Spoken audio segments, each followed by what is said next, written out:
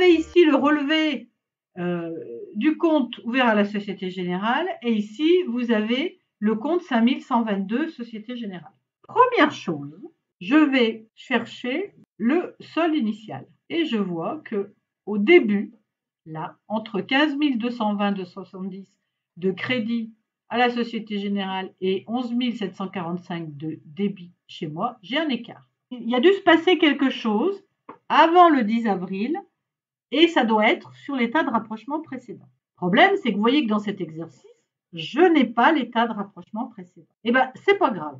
Hein.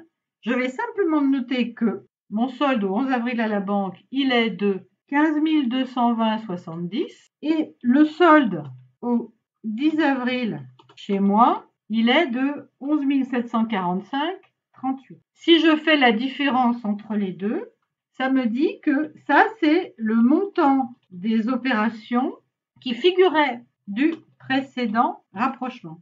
Donc, ça veut dire que dans le précédent rapprochement, j'avais un écart de 3 475,32 qui ne pouvait être expliqué que par des opérations qui n'avaient pas encore été enregistrées à la banque et qui étaient dans ma compta et que je devrais retrouver par ici. Et regardez, voyez là, j'ai bien un débit de 3 475,32.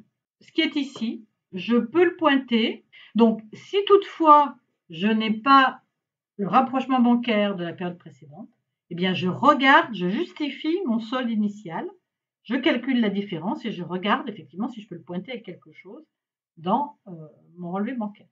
Ensuite, je prends mon relevé bancaire d'un côté et mon compte 512 de l'autre et je regarde ce que j'ai de similaire.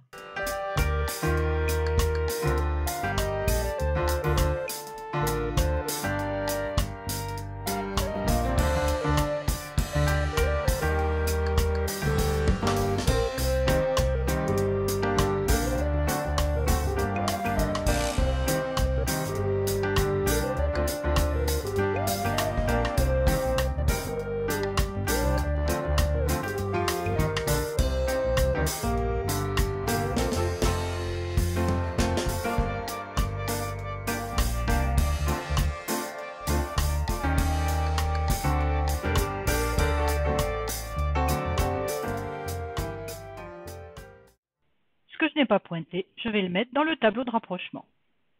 Donc, je dois rapprocher ici un solde débiteur qui fait 29 037,81. Je dois le rapprocher de ce solde-là qui est aussi un solde débiteur mais qui fait 34 029,48. Je prends mon compte à la Société Générale et je regarde ce que j'ai. J'ai un virement des établissements ciblés. Si la banque m'a crédité, ça veut dire que moi, j'aurais dû débiter 3 850,79. Le prélèvement d'EDF, donc c'est un règlement que j'aurais dû créditer, moi, sur mon compte banque, 1320. La banque m'a prélevé des intérêts. Donc, si la banque m'a prélevé des intérêts, c'est qu'elle a dû me prêter des sous et que donc j'aurais dû les noter en paiement, c'est-à-dire au crédit de mon compte banque. J'ai mes domiciliations échues au débit, 68 148,84. J'ai mes agios d'escompte que je devrais enregistrer, 435,61.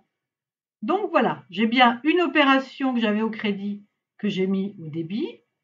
J'ai bien 1, 2, 3, 4 opérations au débit que je dois mettre au crédit de mon compte. Et voilà, j'ai toutes les opérations qui figurent sur mon relevé de banque que je n'avais pas enregistré. Je vais aller regarder ce que j'ai là-dedans. Donc en fait, j'ai le chèque Isolook. J'ai payé un fournisseur, mais il n'a pas encore encaissé le chèque. Donc j'ai Isolook qui va apparaître pour 14 615,28. Enfin, j'ai une remise de chèque pour 10 410,57 qui chez moi est au débit. Et c'est tout. Je vais pouvoir calculer mes soldes. Donc là, chez nous, on a un solde créditeur de 37 694,19 et à la banque, on a un solde débiteur de 38 000. Eh ben, ça colle pas. Donc, quand ça colle pas, eh ben, on va vérifier où est-ce que j'ai fait une erreur. L'erreur, elle est là. ce montant-là et ce montant-là. En fait, j'ai une erreur. Vous voyez, en le re-regardant encore une fois, je l'ai encore laissé passer. Ça, c'est ce qu'on appelle les erreurs de dyslexie. Vous voyez, on a inversé deux chiffres. Au lieu d'avoir 16 283, on a noté 16 823. On a une erreur de 540 €. Et cette erreur, elle est chez nous. Erreur sur chèque.